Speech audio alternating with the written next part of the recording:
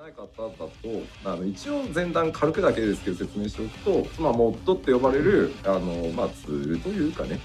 誰かが作ったものを使って、ちょっとキャラクター14のキャラクターの服を脱がせてですね、ちょっとこう卑猥なスクリーンショットを作って、ネットに公開していて、なんかこうモッド文化を吉田は認めてんだから OK だろ NG だろみたいな話になっていて、いろいろあったんですよ。そもそもなんですけど、モッドがどうのという前にですね、公序良俗というものにですね反しておりますので、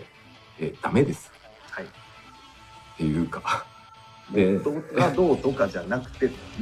まずその手前の理論として、そもそもダメでしょ。しかも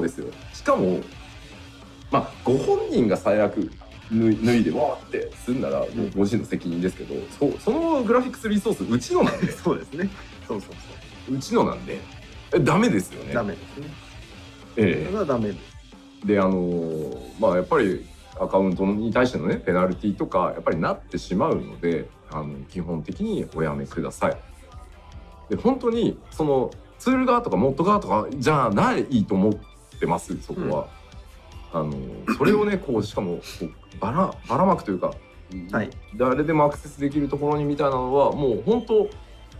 もしかすると僕らじゃないところに怒られる可能性も最近ね国によって扱いは違いますけど、ポルノっていうものに関しては非常に厳しい状況ですので、まずそこをちゃんとご理解いただいた方がいいかなと思うとります。インターネットは公共の場ですよっていう。そうですね。なので、是非がどうではなくて、ダメですということをお伝えしておきます。まずはい。で、あとですね、もうちょっと付け加えると、そういうことがどんどんもし起きてくると、本当にこの元になってるゲームは一体何なんだっていう話になって、本当運営するなとか、グラフィックスデータ全部作り変えろとか言われてしまう可能性もあるので、本当そういうことにもつながりかねないのでですね、ぜひおやめいただけるとありがたいです。で、あとはですね、ちょっと今回それを見ていて、そのモッドがね OK なのか NG なのかみたいなのを見ていて、吉田はモッド文化をこう許しているからってあったんですけど、モッド文化っていうのは文字通り文化なので、いいものでも悪いものでもないんです。で、じゃあモッドって何かっていうと、例えば特定のゲームがあって、誰かが、このゲームの中に存在していない、マップを作った、みんなでこう遊ぶための自分的にすごい考えてグラフィックデータを作ってね、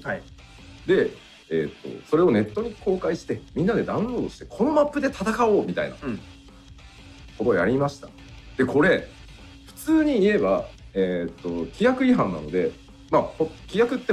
いろんなゲームによってちょっと違いますけど、例えば14の場合だと、データの改造とか、改ざんとか、リバースエンジニアリングはしないでくださいっていうのがルールなので、ダメです。いいですかって聞かれたらダメです。ただこのマップがコミュニティの皆さん、プレイヤーの皆さんの間でものすごい人気になった、なぜなら面白いと、凄まじくバランスがよく取れてて、これはこのゲームがさらに白熱して面白くなるマップだっていう風になって、誰もがそのマップで遊ぶこと、もしくはそれによってそのゲームがさらにこう広がっていくっていう、こういうケースがあります。その時にとあるそのゲームを作っている企業さんが、よしこれはもう公認としようと、大元は違反なんだけど、目をつぶって、なぜならコミュニティの皆さんが喜んでるから、これはもうオフィシャルにしましょうっていうケースがあります。これをモッド文化って、これによってゲームが発展したりテクノロジーが発展するっていうことって歴史上あったんですね。分かりやすいのだとハーフライフっていうゲームがあってカウンターストライクっていうモッドをね有志でゲームルールを作ったんですよ。そしたらそれがもう世界中で受けて、むしろハーフライフ自体のセールスが恐ろしく増えた。なんとそしたらもう買いましょうとそのルールで、ついにもうなんかハーフライフより多分カウンターストライクの方が有名になったっていうぐらい、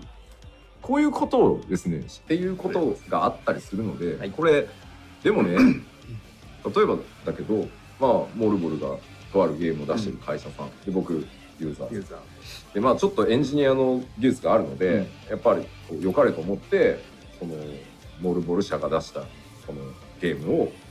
ちょっと面白いマップを俺作って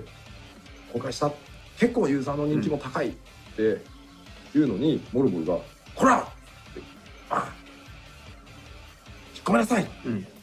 削除しなさい、あなたのアカウントも取り上げます」って言われても何も言えないんですよ。だって規約違反ですもん。だから